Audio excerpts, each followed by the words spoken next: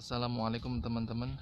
Eh, Pada pagi hari ini Den Bagus mau ngasih tip buat teman-teman. Yang tip ini buat penyembuhan penyakit batuk. Ini disebut namanya pohon tebu yang rasanya manis. Nah, seperti ini teman-teman tebunya. Diperhatiin. Tebu, cari tebu yang warnanya seperti ini. Jangan tebu yang hijau ya. Yang dijual-jual di pinggir jalan itu yang dikasih es tebu namanya. Beda. Ini tebu yang warnanya seperti ini teman-teman. Ini sangat ampuh buat nyembuhin penyakit batuk. Diambil sarinya, terus diminum, insya Allah yang punya penyakit batuk akan sembuh. Buat yang penyakit batuk parah itu beda lagi, bukan pakai tebu yang ini.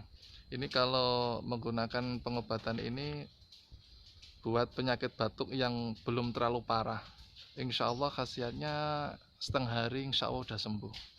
Udah diuji praktek bolak-balik. Selamat membuktikan. Semoga tip ini sangat bermanfaat buat teman-teman. Jika video ini sangat bermanfaat, silakan di-share ke teman-teman yang lain. Oke saudaraku, assalamualaikum.